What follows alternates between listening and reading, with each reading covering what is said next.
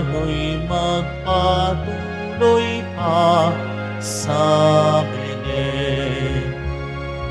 Ating dalangin ang batang manunubos, ating ngayong dalangin, ating ngayong dalangin, dalawit sambahin siya ang Panginoon.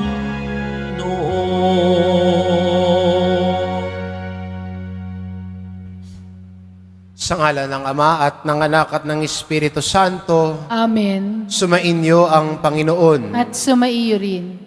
Mga kapatid, aminin po natin ang ating mga kasalanan upang marapat tayong gumanap sa banal na pagdiriwang.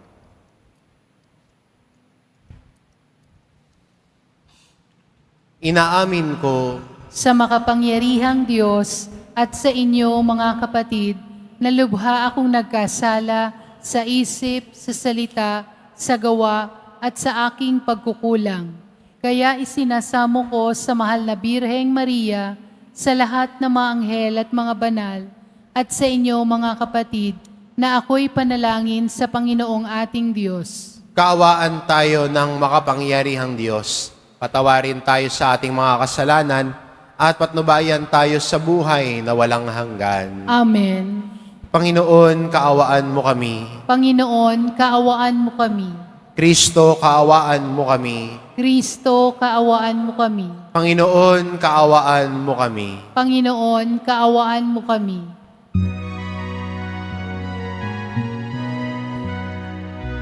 Papuri sa Diyos sa kataasan, at sa lupa'y kapayapaan sa mga taong pinalulukan niya. Pinupuri ka namin, inarangal ka namin, sinasamba ka namin, ipinagbubunyi ka namin, pinasasalamatan ka namin dahil sa dakila mong angking kapurihan. Panginoong Diyos, Hari ng langit, Diyos amang makapangyarihan sa lahat, Panginoong Jesucristo, bugtong na anak, Panginoong Diyos, Kordero ng Diyos, Anak ng Ama, Ikaw na nag-aalis ng mga kasalanan ng sanlibutan. Maawa ka sa amin. Ikaw na nag-aalis ng mga kasalanan ng sanlibutan. Tanggapin mo ang aming kahilingan, Ikaw na naluluklok sa kanan ng Ama. Maawa ka sa amin, sapagkat Ikaw lamang ang banal, Ikaw lamang ang Panginoon. Ikaw lamang, O Jesucristo, ang kataas-taasan, kasama ng Espiritu Santo, sa kadakilaan ng Diyos Ama. Amen, Amen, Amen. Manalangin tayo. Ama naming makapangyarihan, ipagkaloob mong ang bagong pagsilang ng iyong nagkatawang taong anak ay siya nawang magpalaya sa amin mula sa pagkaalipin sa lumang pagkasalawahan namin. Iniluluhog namin ito sa pamamagitan ni Jesucristo kasama ng Espiritu Santo, magpa sa walang hanggan. Amen. Magsiupo muna po ang lahat. Pagbasa mula sa unang sulat ni Apostol San Juan. Sumusulat ako sa inyo, mga anak, sapagkat ipinatawad na ang inyong mga kasalanan, alang-alang kay Kristo. Sumusulat ako sa inyo, mga ama, sapagkat nakikilala ninyo siya, na sa simula pa'y siya na. Sumusulat ako sa inyo, mga kabataan, sapagkat tinalo ninyo ang masama. Sinulatan ko kayo, mga anak, sapagkat nakikilala ninyo ang Ama. Sinulatan ko kayo, mga ama, sapagkat nakikilala ninyo siya, na sa simula pa'y siya na. Sinulatan ko kayo, mga kabataan, sapagkat malalakas kayo.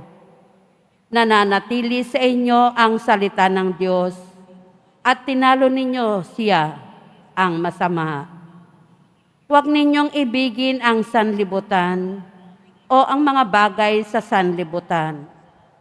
Ang umiibig sa sanlibutan ay hindi umiibig sa Ama, sapagkat ang lahat na nasa sanlibutan ang nakapupukaw sa masamang pita ng laman, ang mga nakatutokso sa paningin, at ang mga karangyaan sa buhay ay hindi nagmumula sa Ama, kundi sa sanlibutan. Mapaparam ang sanlibutan at lahat ng kinahuhumalingan nito, ngunit ang sumusunod sa kalooban ng Diyos ay mabubuhay magpakailanman. Ang salita ng Diyos. Salamat sa Diyos. Magalak ang kalangitan at daigdig ay magdiwang. Magalak ang kalangitan at daigdig ay magdiwang. Panginoon ay purihin ng lahat sa sandaigdigan. Purihin ang lakas niya at ang kanyang kabanalan. Ang pagpuri ay iukol sa pangalan niyang banal. Magalak ang kalangitan at daigdig ay magdiwang. Tumulog sa kanyang templo't maghandog ng mga alay. Kung Panginooy dumating sa likas niyang kabanalan, humarap na nanginginig ang lahat sa daigdigan. Magalak ang kalangitan at daigdig ay magdiwang. Panginooy siyang hari, sa daigdig ay sabihin, sanlibot ay matatag na kahit ito ay ugain. Sa paghatol sa nilikha, lahat pantay sa paningin. Magalak ang kalangitan at daigdig ay magdiwang. Magsitayo po ang lahat.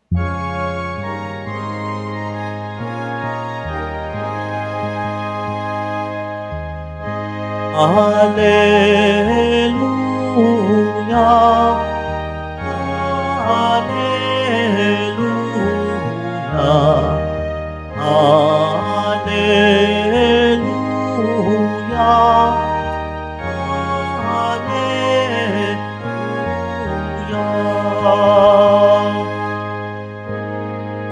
Banal na araw sumikat, halina't sumambang lahat sa nanaog na liwanag. Hallelujah, Hallelujah, Hallelujah,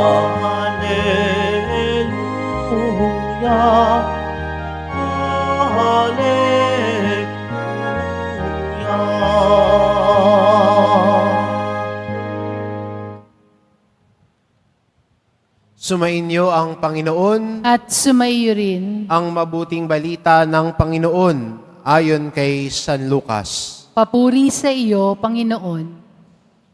Nung panong iyon, naroon sa templo ang isang propetang babae na ang pangalan ay Ana, anak ni Fanuel na mula sa lipi ni Aser.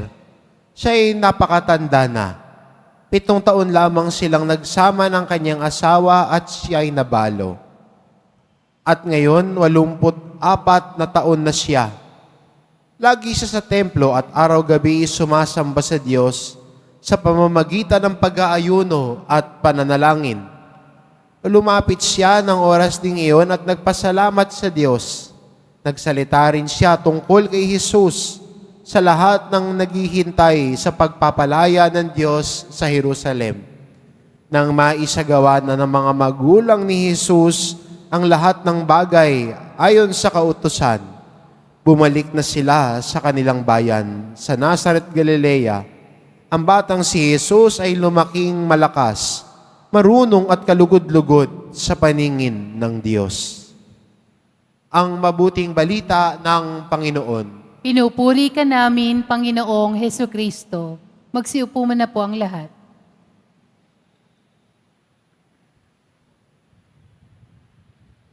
Nakapaloob pa rin po tayo sa oktaba ng Pasko. Ito ho yung 8 araw ng Pasko. At para ho sa atin, no, dahil mahalaga ang araw ng Pasko, hindi sapat ang isang araw lang.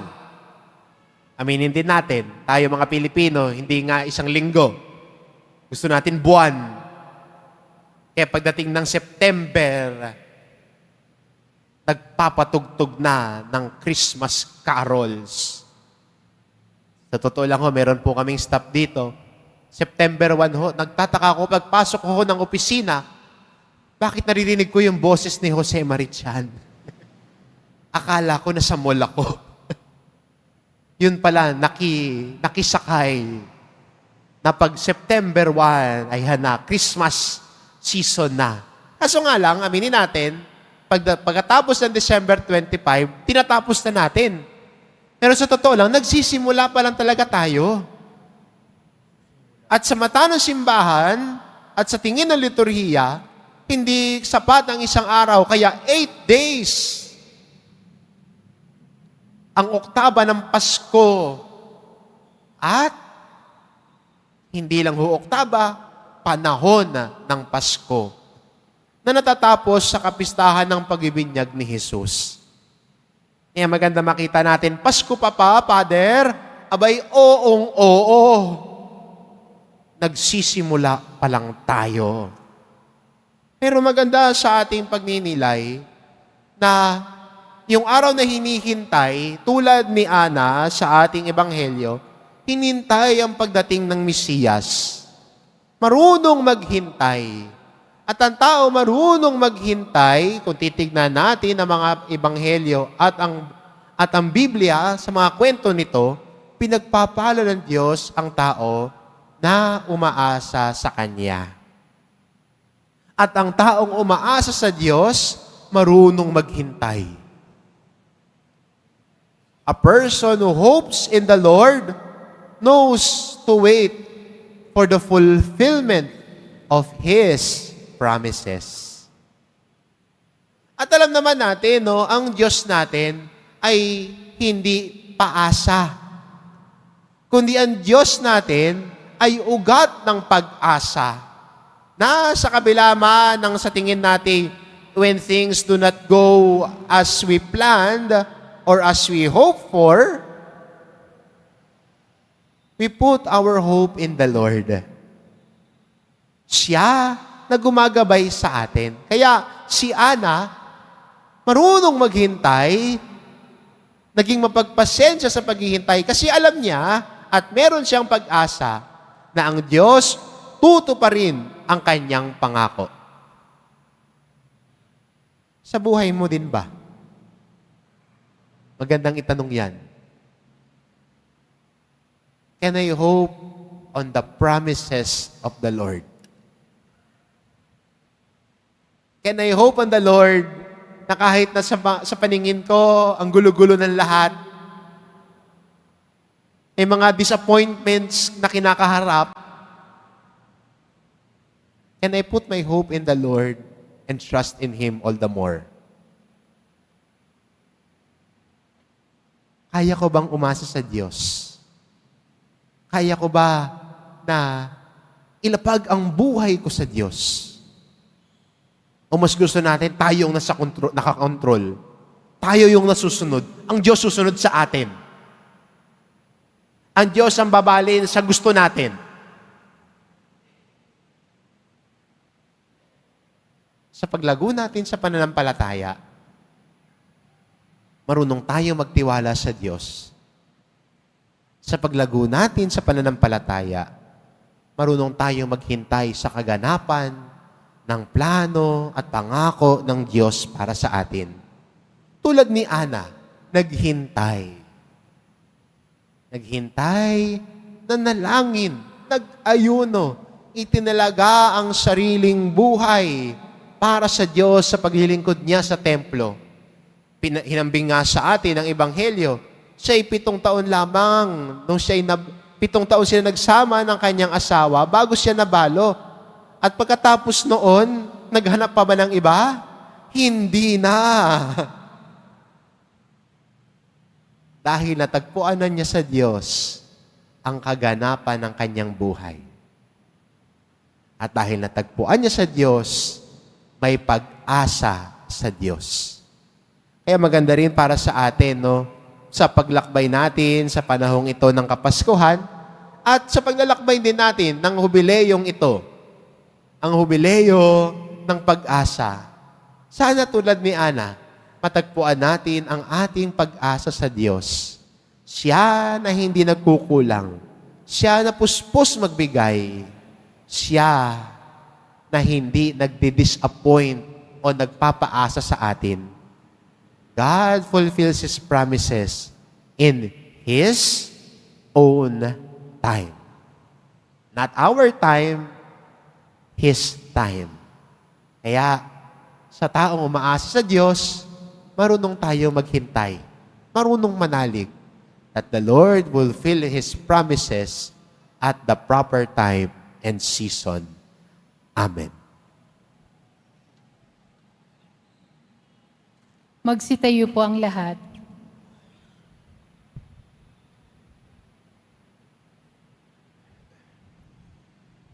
Minamahal ko mga kapatid, inialay ng propetang si Ana ang kanyang buong buhay sa paglilingkod sa Panginoon at hindi napagod sa pagsamba sa Diyos sa araw at gabi. Ialay natin sa Ama ang ating mga sariling panalangin, ang ating itugon, Diyos ng aming pag-asa, tingin mo ang aming panalangin. Diyos ng aming mga pag-asa, dinggin mo ang aming panalangin. Ang simbahan naway makapag-alay ng karapat-dapat na pagsamba sa Diyos at maging tapat sa pagdulog sa Diyos ng mga pangangailangan ng mga tao sa pamamagitan ng panalangin. Manalangin tayo. Diyos na aming mga pag-asa, dinggin mo ang aming panalangin. Ang mga pinuno ng pamahalaan naway makapaglingkod ng lubos sa kanilang mga nasasakupan, bunga ng pag-ibig sa Diyos. Manalangin tayo. Diyos ng aming mga pag-asa, dinggin mo ang aming panalangin. Ang mga tinawag sa paglilingkod sa simbahan, naway maglingkod sa Diyos ng buong pagtalima at walang pag-aalinlangan. Manalangin tayo. Diyos ng aming mga pag-asa, dinggin mo ang aming panalangin. Ang mga may sakit at pinag-uusig, naway ialay sa Diyos ang mga pagsubok at paghihirap na kanilang dinaranas bilang angkop na pagsamba. Manalangin tayo. Diyos ng aming mga pag-asa, dinggin mo ang aming panalangin. Ang mga yumao, naway maihanay sa mga banal at mga anghel sa kanilang pagsamba sa langit. Manalangin tayo. Diyos ng aming mga pag-asa, dinggin mo ang aming panalangin. Diyos na aming Ama, nilikha mo kami para sa iyo. Tulungan mo kaming parangalan ka sa pamamagitan ng aming huwarang pamumuhay. Hinihiling namin ito sa pamamagitan ni Kristong aming Panginoon. Amen. Magsiupo muna po ang lahat.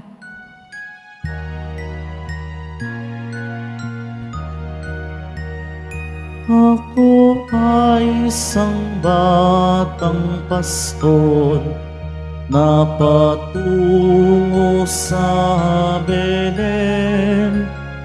May dala ng maiaalay kay Jesus sa sabsaban. Tayo na Sa Belen tayo nasa Belen, at doon kay Sara mag-awitan sa tabi ng sabsaban. Ako'y may dalang tinapay, alak na dulot ay lakas, sa amin ay magbibigay buhay. O Jesus na manliligtas, tayo na,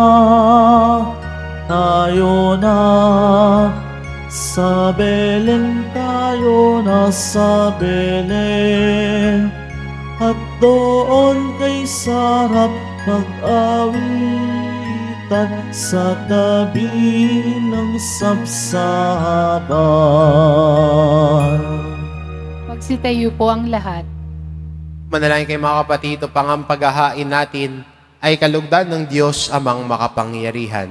Tanggapin nawa ng Panginoon itong paghahain sa iyong mga kamay, sa kapurihan niya at karangalan, sa ating kapakinabangan at sa buong sambayanan niyang banal. Ama naming lumikha, tanggapin mo ang aming inihahaing mga alay, upang ang pag-ibig mong aming ipinagdiriwang ay siya naming ngayong mapagsalu-saluhan sa pamamagitan ni Hesukristo, kasama ng Espiritu Santo, magpa sa walang hanggan. Amen. Sumainyo ang Panginoon. At sumaiyo rin. Itaas sa Diyos ang inyong puso at diwa. Itinaas na namin sa Panginoon. Pasalamatan natin ang Panginoong ating Diyos. Marapat na siya ay pasalamatan. Ama naming makapangyarihan, tunay ngang marapat na ikaw ay aming pasalamatan sa pamamagitan ni Hesukristo na aming Panginoon. Ang anak mong di naiiba sa amin ay siyang pumawi sa dilim. Kaya ngayon, ikaw ang aming nababanaagan. Ang anak mong di naiiba sa iyo ay siyang iisang salita mo. Sa katauhan niya ang iyong sarili aming nakikita. Sa pamamagitan niya ang iyong pag-ibig ay kahali-halina, kahit na ikaw ay lingid sa aming mata. Kaya kaisa ng mga anghel na nagsisiawit ng papuri sa iyo, nang walang humpay sa kalangitan, kami nagbubunyi sa iyong kadakilaan.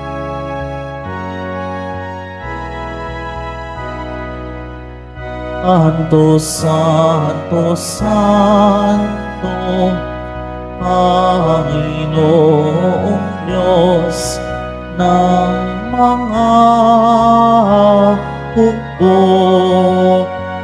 napupuno ang langit at lupa ng kadakilaan mo.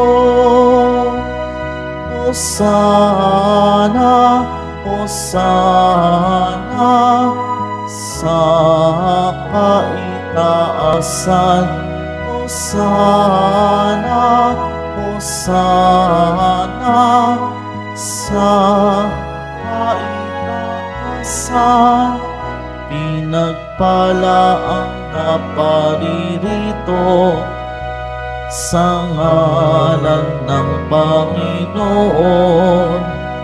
Hosana, Hosana sa kaitaasan.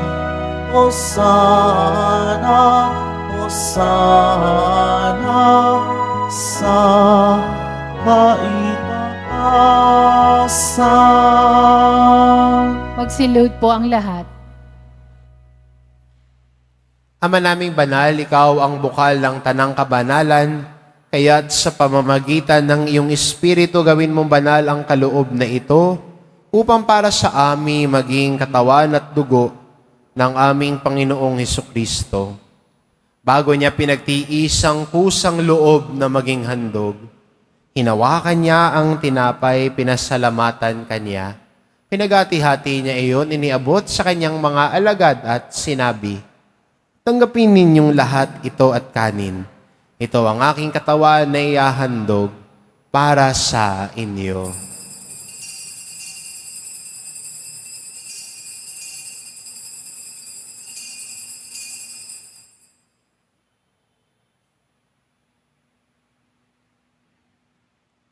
Gayon din naman nang matapos ang hapunan, hinawakan niya ang kalis.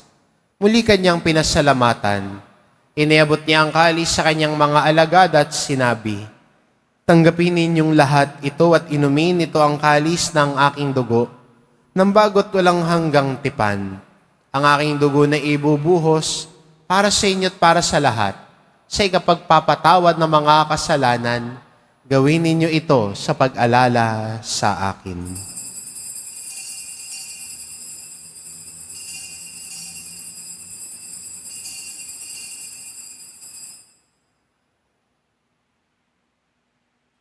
Magsitayo po ang lahat. Ipagbunyi natin ang misteryo ng pananampalataya. Si Kristo'y namatay, si Kristo'y nabuhay, si Kristo'y babalik sa wakas ng panahon. Ama, ginagawa namin ngayon ang pag-alala sa pagkamatay at muling pagkabuhay ng iyong anak, kaya tinaalay namin sa iyo ang tinapay na nagbibigay buhay at ang kalis na nagkakaloob ng kaligtasan. Kaming nagpapasalamat dahil kami iyong minarapat na tumayo sa harap mo para maglingkod sa iyo. Isinasamo namin kaming magsasalo-salo sa katawan at dugo ni Kristo ay mabuklod sa pagkakaisa sa pamamagitan ng Espiritu Santo. Ama, lingapin mo ang iyong simbahang laganap sa buong daigdig. Puspusin mo kami sa pag-ibig, kaisa ni Francisco na aming Papa at ni Jose na aming obispo at ng Tanang Kaparian. Alalahanin mo rin ang mga kapatid naming nahimlay, na may pag-asang sila'y muling mabubuhay, gayon din ang lahat ng mga pumanaw. Kaawaan mo sila at patuloyin sa iyong kaliwanagan. Kaawaan mo at pagindapating kaming lahat na makasalo sa iyong buhay na walang wakas. Kaisa ng mahal na Birheng Maria na ina ng Diyos, ng kabiyak ng puso niyang si San Jose, kaisa ng mga apostol at ng lahat ng mga banal na namuhay dito sa daigdig ng kalugod-lugod sa iyo, may pagdiwang nawa namin ang pagpupuri sa ikararangal mo sa pamamagitan ng iyong anak na aming Panginoong Hesu Kristo. Sa pamamagitan ni Kristo, kasama niya at sa Kanya, ang lahat ng parangal at papuri ay sa iyo, Diyos amang makapangyarihan, kasama ng Espiritu Santo, magpa sa walang hanggan.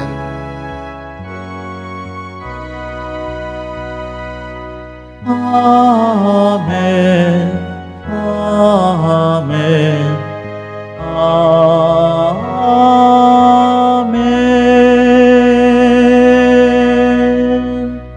Sa tagubilin ng mga nakagagaling na utos at turo ni Jesus na Panginoon natin at Diyos, ipahayag po natin ng lakas loob. Ama namin, sumasalangit ka, sambahin ang ngalan mo, mapasa amin ang kaharian mo, sundin ang loob mo dito sa lupa para nang sa langit. Bigyan mo kami ngayon ng aming kakanin sa araw-araw at patawarin mo kami sa aming mga sala para nang pagpapatawad namin sa nagkakasala sa amin. At huwag mo kaming ipahintulot sa tukso at iadya mo kami sa lahat ng masama. Hinihiling namin kami adya sa lahat ng masama pagkalooban ng kapayapaan na araw-araw. Iligtas sa kasalanan at ilayo sa lahat ng kapahamakan. Samantalang aming pinananabikan ang dakilang araw ng pagpapahayag ng tagapagligtas naming si Hesu Kristo. Sapagkat iyo ang kaharian at ang kapangyarihan at ang kapurihan magpakailanman. Amen. Panginoong Jesucristo, sinabi mo sa iyong mga apostol, kapayapaan ang iniiwan ko sa inyo, ang aking kapayapaan ang ibinibigay ko sa inyo. Tungayan mo ang aming pananampalataya at huwag ang aming pagkakasala. Pagkalooban mo kami ng kapayapaan at pagkakaisa. Ayon sa iyong kalooban, kasama ng Espiritu Santo, magpa sa walang hanggan. Amen. Ang kapayapaan ng Panginoon ay laging sumainyo. At sumaiyo rin. Magbigayan kayo ng kapayapaan sa isa't isa.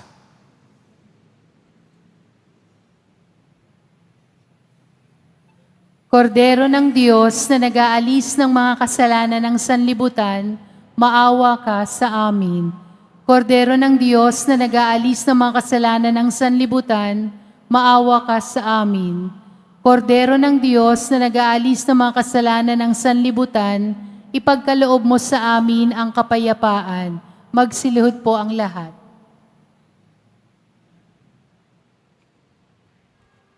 Itong kordero ng Diyos, ito nag-aalis ng kasalanan ng sanlibutan.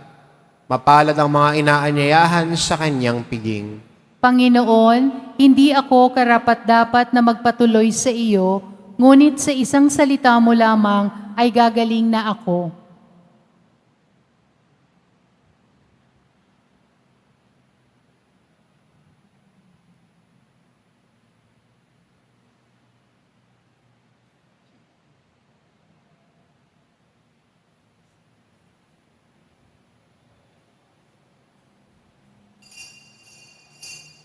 Para sa lahat ng tatanggap ng banal na komunyon, sasagot po tayo ng Amen.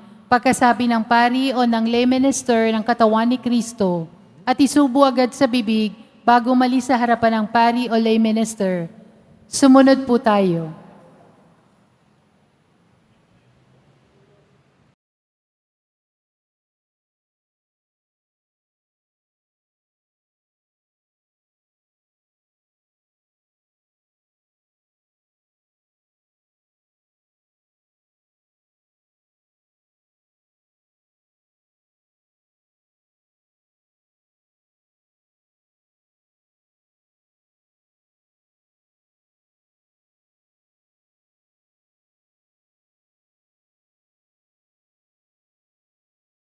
Tayo,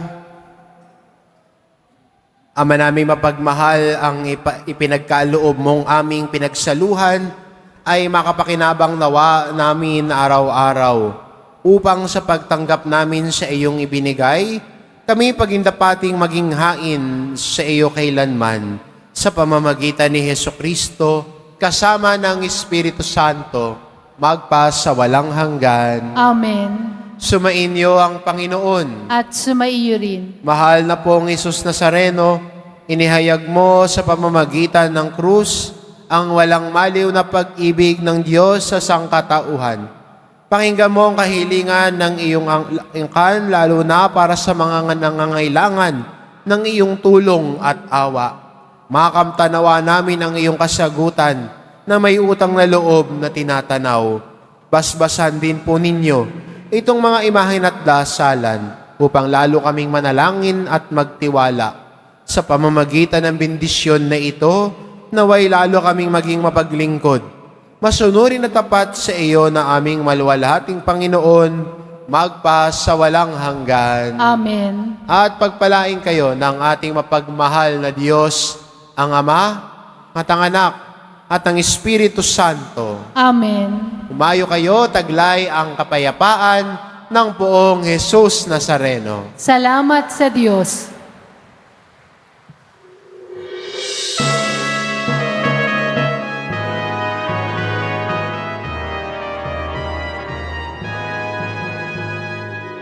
Ang Pasko